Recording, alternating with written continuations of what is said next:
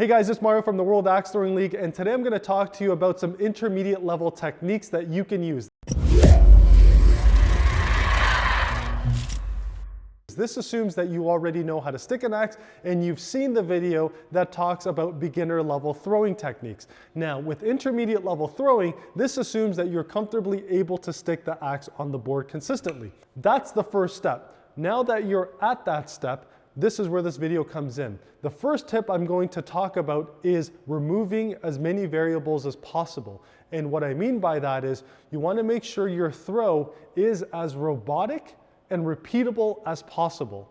So remember that. A throw has to be robotic in nature and repeatable.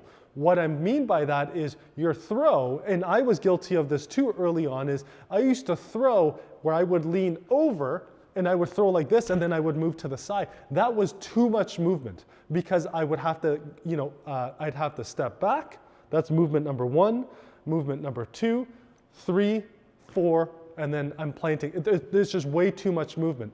Instead, the throw that I had, and what most throwers, even including the pros today, do today is they keep everything aligned. Everything is perfectly aligned and straight, and even the way they throw, they will actually throw it like a dart. Look at how much variability there is there. There's none.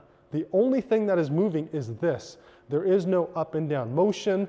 You're not moving your elbows up and down. The amount of variability is reduced. Let me show you quickly what that throw would look like. I'm going to align my right shoulder to that bullseye.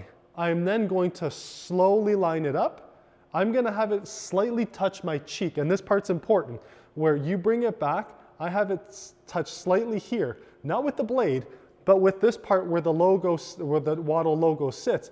This part here will ensure that that throw comes back consistently every time. And because this and this is the difference between either getting a bullseye or getting a kill shot or not. So you bring it back slowly, you line it up, everything is straight, take a breath, relax, and then you release. So every throw is independent. So ignore what you did in the previous throw, line yourself up, and throw.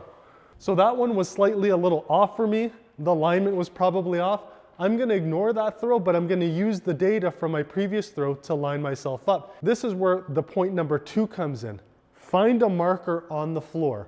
Put your foot on that marker every single time. It could be any little scratch on the floor. You could actually take a tiny piece of a sliver of wood, place it on the floor, and that's where your feet will be placed every single time going forward.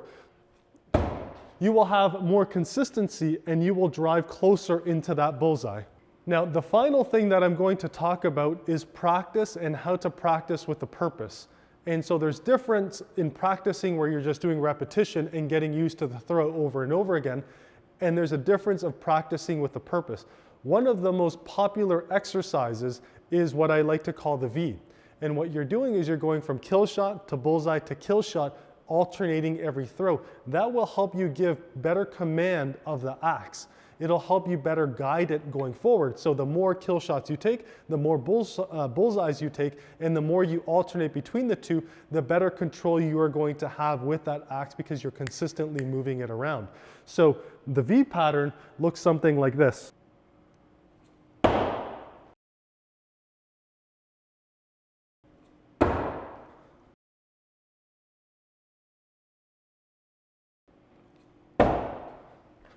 So that's what the V pattern looks like. You are just going back and forth, alternating. Now again, you want to do every throw with a purpose. Do not rush a throw. Think of every throw counting and every throw matters. So the idea is you're not just doing it to rush. You're actually doing it with a purpose, with the intent of wanting to get the bullseye, as though that's the final shot that makes the difference between you winning or losing. If I could give a recommendation on timing, start off with 15 to 20 minutes a day. Get up to 30 minutes a day and you'll see how much you progress in under 2 weeks. It literally happens that fast. Thank you very much for watching, everyone. If you're interested in more great content, if you're interested in pro level tips, make sure you like, subscribe, follow us, because we will be publishing more how-to content on how to throw axes, how to improve your game, and how to get better. Thanks again, everyone.